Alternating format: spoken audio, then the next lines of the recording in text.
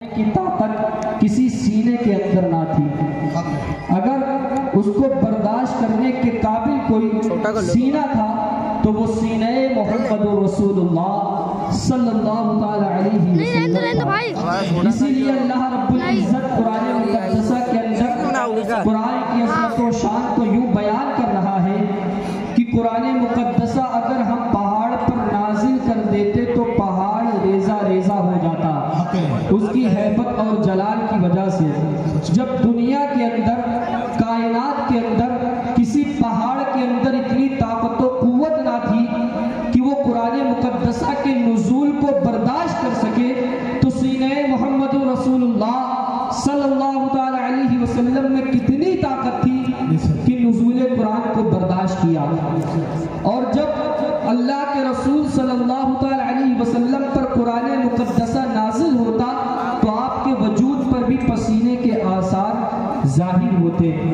قرآن مقدسہ کی عظمت و شان آپ دیکھیں، اللہ تبارک و تعالی نے قرآن مقدسہ کے اندر ہر علوم کو بیان کر دیا ہے۔ جو جس طرح سے پڑھے گا اسے وہ علوم نظر آ جائے گا۔ چاہے سائنس کا علوم آپ دیکھیں، چاہے جغرافی کا علوم آپ دیکھیں، ریاضی دیکھیں، کوئی بھی علوم قرآن مقدسہ اٹھا کر کے دیکھیں، وہ علوم آپ کو نظر آئے گا۔ لیکن قرآن کی عظمت کو آج ہم نے کتنا سمجھا؟ صرف اتنا سمجھا کہ گھروں کی طاق کی زینت بنا کر کے رکھ دیا، صرف اتنا سمجھا کہ دکانوں مکان کی افتتاح پر پڑھنے والی کتاب سمجھا، صرف اتنا سمجھا کہ تیجے 20ویں 40ویں میں پڑھنے والی کتاب سمجھا۔ کتنا سمجھا؟ صرف اتنا سمجھا کہ گلے میں تعویذ بنا کر کے لٹکانے والی کتاب سمجھا۔ لیکن قرآن مقدسہ مکمل طور پر اللہ تبارک و تعالیٰ کی طرف سے بھیجا ہوا ایک قانون ہے، اگر انسان اس پر عمل کر لے تو دنیا بھی اس کی سنور جائے گی اور اس کی آخرت بھی سنور جائے گی۔ اور مبارکباد کے لائق ہے ہماری انتظامیہ، ہمارے محلے کے نوجوان جنہوں نے اس کو سجانے کے لیے بڑی محنت مشقت کی ہے، اور پھر سجانے کے بعد ہمارے یہ مدرسین مدرسے کے جنہوں نے اس کو پائے تکمیل تک پہنچایا، بچوں کو سنوارا، سجایا، بنیاد ڈالی، پھر عمارت کھڑی کی، پھر اس کے بعد آج سمجھ لیں اس کا ادگھاٹن ہے۔ عمارت تو بن گئی، آج اس کا ادگھاٹن ہے، ہم لوگ اس میں شریک ہوئے ہیں۔ اور یہ مشن جو لے کر کے چلے، یہ نانا جان حضور ریاض ملت لے کر کے چلے، جسے ہم آگے بڑھا رہے ہیں۔ اور اسی طریقے سے اگر آپ کا ساتھ ملتا رہا تو آگے بڑھاتے رہیں گے۔ کیوں نہ بڑھائیں؟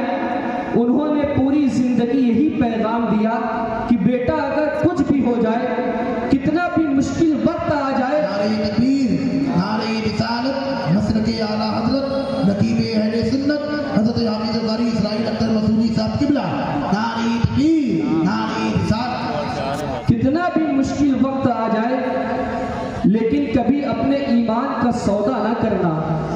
کتنی بھی مصیبت تمہارے اوپر آ جائے لیکن کبھی ایمان کا سودا نہ کرنا۔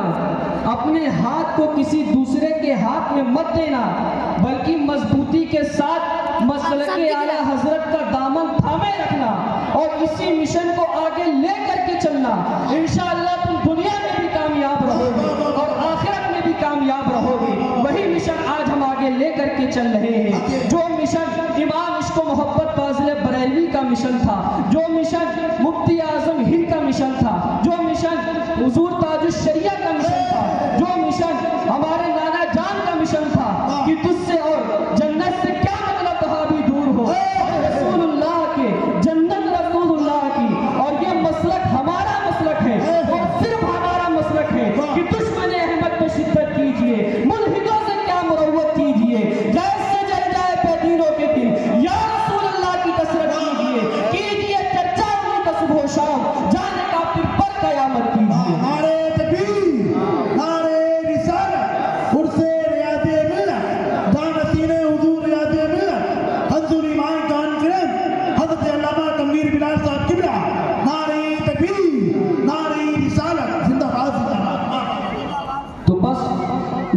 مشن کو ہم آگے لے کر کے چل رہے ہیں، جو نانا جان حضور ریاض ملت کا مشن تھا، اور جس میں قدم قدم پر ہمارے نوجوانوں نے، ہمارے محلے کے لوگوں نے اگر ان کا نام جڑایا جائے یا بولا جائے تو اسی پر وقت تمام ہو جائے، لیکن جو ذرہ جہاں ہے وہیں پر آفتاب ہے۔ سب نے جس طرح سے بنا اس طرح سے اس میں قدم بڑھایا اور کاندھے سے کاندھا ملا کر کے چلے ہیں، تب جا کر کے کل ماشاءاللہ 27 بچیوں کی دستار بندی ہوئی، اور آج بھی کم و بیش 27 طلبہ کی دستار بندی ہے۔ تو یہ ہمارے مدرسین کا بھی کرم ہے اور فیضان ہے ان کا کہ انہوں نے پورے سال محنت کی، اور یہ بچے اب پڑھ کر کے آپ کے مدرسے سے نکل رہے ہیں، جو آپ کے علاقے کا بھی نام روشن کریں گے اور آپ کے مدرسے کا بھی نام روشن کریں گے۔ اور پھر اس میں جنہوں نے بھی جس طرح بھی حصہ لیا ہے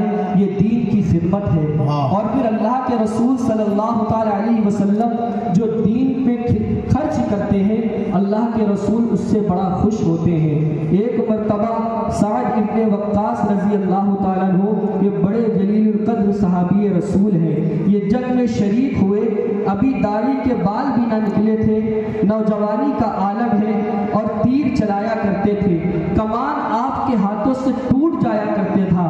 یہ دیکھ کر کہ اللہ کے رسول صلی اللہ تعالی علیہ وسلم بڑا خوش ہوتے اور فرماتے، اے سعد تو اسی طرح سے تیر چلاتا جا، میرے ماں باپ تجھ پر قربان ہو۔ جب جب یہ روایت پڑھی جاتی رہے گی، حضرت سعد ابن وقاص جنت میں بھی خوشیوں کے مزے لیتے رہیں گے، کیونکہ اللہ کے رسول صلی اللہ تعالی علیہ وسلم فرما رہے ہیں، اے سعد تو تیر چلاتا جا، تجھ پر میرے ماں باپ قربان ہو۔ اور اللہ کے رسول صلی اللہ تعالی علیہ وسلم نے یہ کس لیے کہا؟ ان کی نوجوانی کو دیکھ کر کے نہ کہا، ان کے خوبصورت ہونے کو دیکھ کر کے نہ کہا، بلکہ دین پر جو وہ مر مٹنے کا جذبہ رکھ رہے ہیں، دین کے لیے جو قربانی پیش کر رہے ہیں، اس کو دیکھ کر کے آقا کریم صلی اللہ تعالی علیہ وسلم ان کی حوصلہ افزائی فرما رہے ہیں، اس لیے کہ اللہ کے رسول صلی اللہ تعالی علیہ وسلم نے جو دنیا کے اندر سب سے پہلا پیغام دیا وہ علم کا پیغام تھا، وہ دینی پیغام تھا۔ اس لیے کہ اگر کسی قوم کو سطح سے اٹھانا ہے تو اسے علم دین کے زیور سے آراستہ کرنا ہوگا، اور قوم تباہ و برباد کب ہوتی ہے؟ اس وقت ہوتی ہے جب قوم غریب ہو جاتی ہے اور جاہل ہو جاتی ہے، جب جہالت اور غربت ایک ساتھ جمع ہوتی ہے تو پھر اس قوم کو تباہ کر دیا جاتا ہے، اس قوم کو برباد کر دیا جاتا ہے، اور قوم ترقی اسی وقت پاتی ہے جب علم کے زیور سے وہ آراستہ ہو جاتی ہے، جب علم کا زیور وہ پہن لیتی ہے تو پھر وہ زمین کے سطح سے اٹھتی ہے اور اوج ثریا کو پہنچ جاتی ہے۔ اس لیے تو اللہ کے رسول صلی اللہ تعالی علیہ وسلم نے دنیا کے اندر جو سب سے پہلا انقلاب برپا فرمایا وہ علمی انقلاب تھا۔ تبھی تو عرب کے بریا نشین یہ کہنے پر مجبور ہو گئے کہ اگر ہماری اونٹ کی نکیل گم ہو جائے تو ہم وہ قرآن مقدسہ کے اندر سے تلاش کر دیا کرتے ہیں۔ اللہ کے رسول صلی اللہ تعالی علیہ وسلم اپنے بچوں کو، اپنی بچیوں کو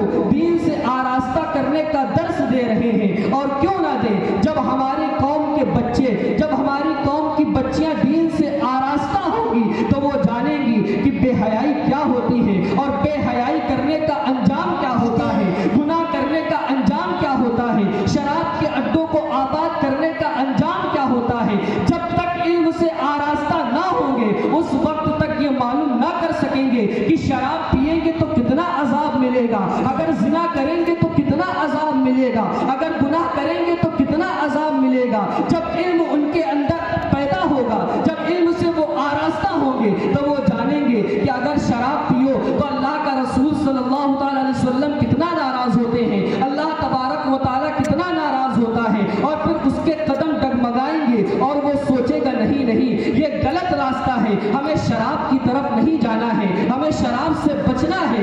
اس لیے کہ شراب اگر ہم نے پی لیا تو چند لمحے تو اس کی لذت ملے گی، لیکن ہماری دنیا بھی برباد ہو جائے گی اور ہماری آخرت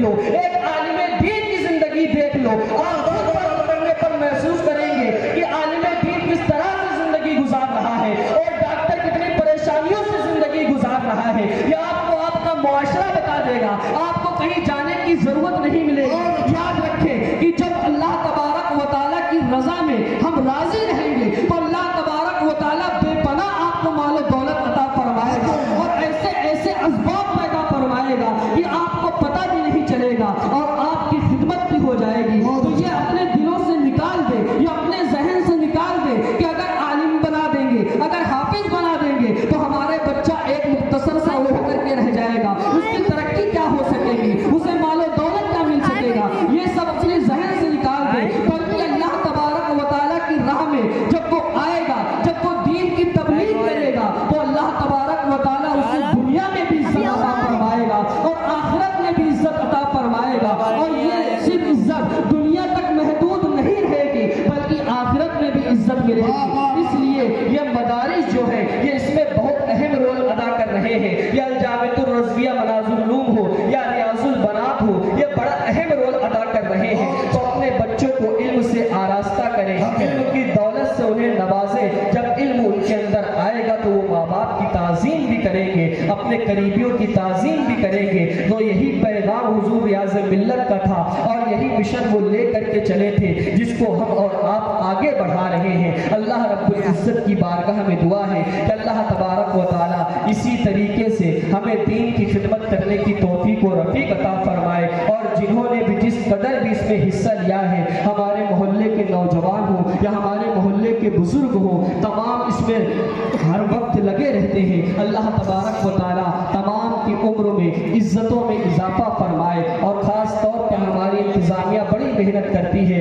اللہ تبارک و تعالیٰ تمام کے رزق میں، عمر میں، عمل میں بے پناہ برکتیں عطا فرمائے. وما علینا الا البلاغ. السلام علیکم.